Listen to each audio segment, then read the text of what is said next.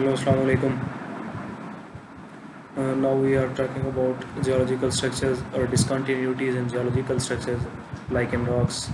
Uh, the topic to be discussed is joints. We are concerned with engineering geology, the course of second semester of bachelor's in civil engineering.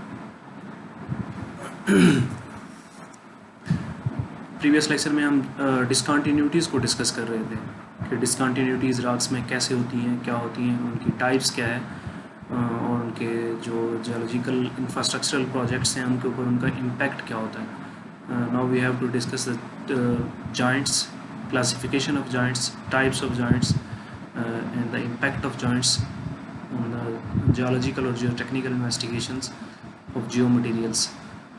अब हमने देखना ये है कि joints होते क्या हैं. अब इनका जो नाम है वही यही डिपेक्ट कर रहा है, शो कर रहा है कि किसी भी दो रॉक्स का या मीन्स जो ब्लॉक्स हैं रॉक्स के, इंटेक्ट रॉक्स हैं, वो टूटती हैं, उनमें फ्रैक्चर होता है, उनमें ब्रेकेज होती है, तो उनमें जो जॉइंट्स आते हैं वो कैसे होते हैं, उनकी फ़ीचर्स कौन सी हैं, उनका इम्पैक्ट क्या होता है, उनकी क्लासिफिकेशन क्या है और उनका रोल क्या है, और कौन से ऐसे क्वेश्चंस हैं जब हमें फील्ड में हम इनकाउंटर करते हैं जॉइंट्स को, तो कौन से ऐसे क्वेश्चंस हैं जिनका हमें जवाब ढूंढना होता है, ताकि हम जब जो टेक्निकल या जियोलॉजिकल इन्वेस्टिगेशन रिपोर्ट बनाएं उस इंफ्रास्ट्रक्चरल प्रोजेक्ट के लिए, तो या तो हम उसका कोई डिज़ाइन दे सकें या फिर उसकी कोई ट्रीटमेंट कर सकें या उसका कोई अल्टरनेटिव बता सकें. तो हमने देखना है कि जॉइंट्स क्या होते हैं. अब हम आ जाते हैं इनकी अपीयरेंस पे. ये बेसिकली जॉइंट्स और फॉल्ट्स दोनों ही फ्रैक्चर्स की टाइप्स हैं, लेकिन जॉइंट्स में और फॉल्ट्स में थोड़ा सा बेसिक डिफरेंस है. दोनों को ही हम टूटना कहते हैं, मतलब रॉक्स का टूटना, उनकी ब्रेकेज या उनका जो फ्रैक्चर है.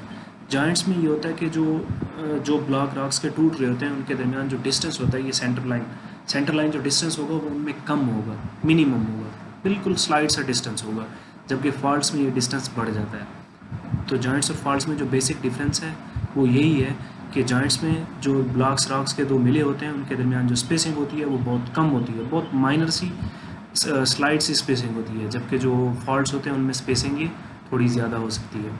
ये जो आपको फर्स्ट पिक्चर में ये स्ट्रक्चर नज़र आ रहा है, इसके दरमियान में आपको एक ये ब्रेकेज प्लेन नज़र आ रही है, ये जॉइंट है. आपको देखने से ही लग रहा होगा कि इसके दरमियान जो स्पेसिंग है वो बहुत ही कम है. इसी तरह ये नीचे ब्लॉक्स पड़े हुए हैं, तो इनके दरमियान भी जो स्पेसिंग है ये बिल्कुल कम है, ये फ्रैक्चर ही है, लेकिन ये इसको हम जॉइंट कहते हैं. इसी तरह ये वाला आपको स्ट्रक्चर नज़र आ रहा है, इनमें भी ब्रेकेज है रॉक्स के ब्लॉक्स में, लेकिन इनके दरमियान जो डिस्टेंस है, ये जो स्पेसिंग है, इंट्रा ब्लॉक स्पेसिंग जो है वो मिनिमम है. अब हम देखते हैं कि फ्रैक्चर क्या होता है. सबसे पहले ये ज़हन में रखना है कि ब्रेकेज मुख्तलिफ़ तरह की होती है, जो टूटना होता है उसकी टाइप्स हैं, फैटीग है, फ्रैक्चर है, क्रीप है, ये इस तरह के दूसरे प्रोसेसेस हैं. हम कंसर्न है रॉक से, रॉक एक जियो मटीरियल है, तो रॉक में जो भी ब्रेकेज होती है या जो फेलियर होता है वो ब्रिटल डिफॉर्मेशन में शुमार होता है, क्योंकि ये प्लास्टिक नहीं हो सकता है, ये ब्रिटल डिफॉर्मेशन, बल्कि प्लास्टिक उसका बिहेवियर होता है, मींस वो परमानेंटली जो उसका ब्रेकेज होता है या फ्रैक्चर होती है या डिफॉर्मेशन होती है वो परमानेंट डिफॉर्मेशन होती है, वो इलास्टिक डिफॉर्मेशन नहीं होती. इलास्टिक डिफॉर्मेशन ये होती है कि हो सकता है कि बाद में वो जो फैक्टर्स थे उस ब्रेकेज की को काज करने के लिए वो रिमूव हो जाए, या कोई ऐसा इन्वायरमेंट या एटमॉस्फेयर बन जाए कि वो दोबारा अपनी जगह पे वापस आ जाए. लेकिन ये जो रॉक्स के जॉइंट्स हैं या फ्रैक्चर्स हैं, ये प्लास्टिक डिफॉर्मेशन है, ये परमानेंट डिफॉर्मेशन है. इनको ट्रीट तो किया जा सकता है, इनको ओरिजिनल शेप में वापस उसको इंटैक्ट रॉक की कंडीशन में नहीं लाया जा सकता है. तो हम फ्रैक्चर को देखते हैं कि ये फ्रैक्चर क्या है. Fracture is defined by twist and more in 1992. Twist ने 1992 में फ्रैक्चर को इस तरह से डिफाइन किया था: सर्फेसिस अलॉन्ग विच रॉक्स और minerals have broken, there for surfaces across which the material has lost cohesion. Twist ये कहता है कि जो फ्रैक्चर है उसको हम इस तरह से डिफाइन कर सकते हैं कि रॉक एक इंटैक्ट ब्लॉक था, एक इंटैक्ट रॉक थी. इंटैक्ट का मतलब है जुड़ी हुई, एक ही ब्लॉक जो आपको नज़र आ रहा हो, वो टूटा है. वो टूटा किस वजह से? जिस जगह से वो टूटा है वहाँ पे जो एलिमेंट्स थे, पार्टिकल्स थे, मिले हुए थे, या जो भी उनका रॉक फॉर्मिंग मटेरियल था, उनके दरमियान जो कोहेजन थी वो कोहेजन ख़त्म हो चुकी है. That specific material has lost its cohesion, due to which this specific term fracture occurs. This process fracture occurs or happens. Characteristics of fractures according to Pollard and Iden. Pollard and Iden का criteria है जिसमें वो fractures की characteristics बताते हैं कि कौन सी ऐसी करेक्टरिस्टिक्स हैं जो फ्रैक्चर जो है वो पोजेस करते हैं.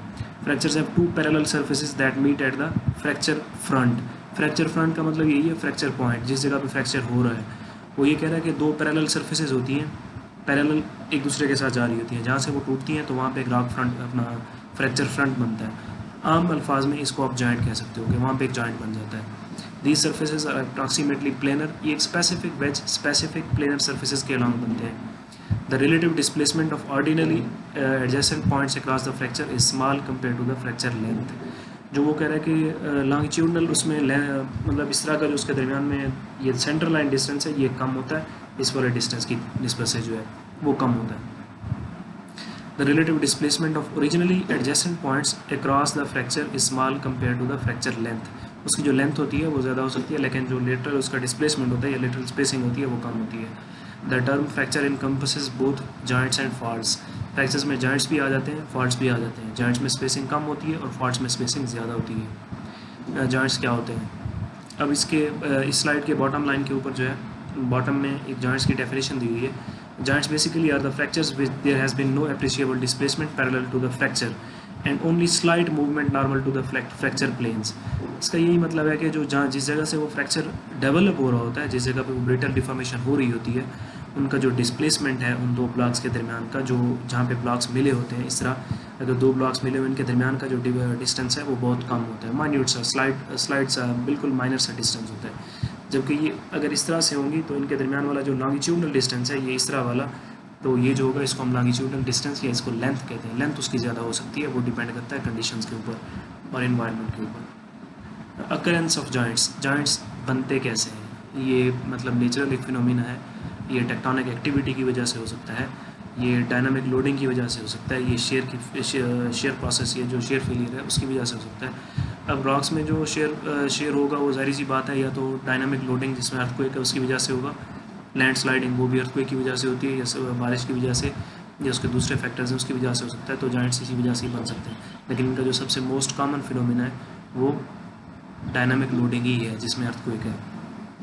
इसके अलावा कंप्रेशन में भी जॉइंट्स हो सकते हैं, टेंशन में भी जॉइंट्स हो सकते हैं, शेयर में भी जॉइंट्स हो सकते हैं। ये डिपेंड करता है द एजेंट्स जो हैं जो ये फ्रैक्चर्स काज कर रहे हैं उन पर डिपेंड करता है कि किस तरह के जॉइंट्स बनेंगे, आइदर द टेंशन जॉइंट्स और कंप्रेशन जॉइंट्स और the shear joints. Joints are most common structural features of all types of rocks. ये मोस्ट कॉमन होते हैं क्योंकि नेचुरल प्रोसेसेस जो हैं वो ह्यूमन बीइंग के कंट्रोल में नहीं होते। तो जब कोई डायनामिक टेक्टोनिक एक्टिविटी हो रही होती है, या डायनामिक लोड अर्थक्वेक की वजह से लग रहा होता है, या लैंड स्लाइडिंग हो रही है, या बारिशों की वजह से स्लाइडिंग हो रही है, तो वो इंसान के कंट्रोल में होता नहीं है। तो इस वजह से ये जॉइंट्स जो हैं ये तकरीबन हर जगह पे ही पाए जाते हैं। It is a rare to find any big rock mass on the surface free from joints. Earth surface पे कोई ऐसी इंटैक्ट रॉक फाइंड करना जिसमें बिल्कुल ही जॉइंट्स ना हो, ये ऑलमोस्ट इम्पॉसिबल है। ब्लॉक्स बड़े हो सकते हैं लेकिन ये नहीं हो सकता कि एक वाइडर एरिया में उनके दरमियान जॉइंट्स ना हो। Rocks of all three main classes, igneous, metamorphic और sedimentary rocks, show various types of joints. तीनों टाइप्स की जो रॉक्स हैं, चाहे वो इग्नियस रॉक हो, मेटामॉर्फिक रॉक हो या सेडिमेंट्री रॉक हो, उनमें जॉइंट्स लाजमी तौर पर पाए जाते हैं। अब जाते हैं principle of failure of rupture, genesis of joints. ऐसे कौन से प्रिंसिपल्स हैं जिनकी वजह से ये जो रप्चर इंड्यूस होता है या जॉइंट्स इंड्यूस होते हैं या फ्रैक्चर इंड्यूस होता है? Factor controlling the rupture means वही फैक्टर्स जो रप्चर कंट्रोल करते हैं या रप्चर कॉज करते हैं। The nature of deformation preceding rupture, जो डिफॉर्मेशन हो रही है, ब्रिटल डिफॉर्मेशन हो रही है, उसकी नेचर कौन सी है? फिजिकल कंडीशन उस वक्त रप्चर की कौन सी है, क्या है? मीन्स जिस वक्त वो एजेंट्स या फोर्सेस लग रही हैं या वो लोड्स लग रहे हैं उस वक्त उसकी फिजिकल कंडीशन क्या थी? Stress is necessary to cause rupture. Obviously हम पहले बात कर रहे थे कि रप्चर जो है वो ज़ाहिर सी बात है डायनामिक लोडिंग इस तरह के किसी फिनोमेना की वजह से, उनकी इम्प्लीकेशन की वजह से हो रहा है। तो स्ट्रेस लाजमी होगी, अगर स्ट्रेस नहीं होगी तो जॉइंट्स नहीं बन सकते हैं, फ्रैक्चर नहीं हो सकता। The orientation of fracture relative positive structural stress, जो फ्रैक्चर्स की ओरिएंटेशन होती है वो भी स्ट्रेस कॉज कर रही होती है, क्योंकि पहले ब्लॉक्स रॉक के जो वो जुड़े हुए हो सकते हैं, वो जॉइंट्स डायगोनल भी हो सकते हैं जिनको हम शेयर जॉइंट्स कहते हैं, वो वर्टिकल यूनिएक्सियल भी हो सकते हैं। कंप्रेशन या टेंशन की वजह से अब एक ब्लॉक ऐसे पड़ा है तो उसमें टेंशन डेवलप हुई है, तो दरमियान में वो शेयर के अलॉन्ग इस तरह शेयर भी कर सकता है, या उसकी टेंशन भी हो सकती है, उसमें थोड़ा सा लेटरल जो स्पेसिंग है वो भी आ सकती है। अब आ जाते हैं इंपॉर्टेंस ऑफ स्टडीइंग जॉइंट्स।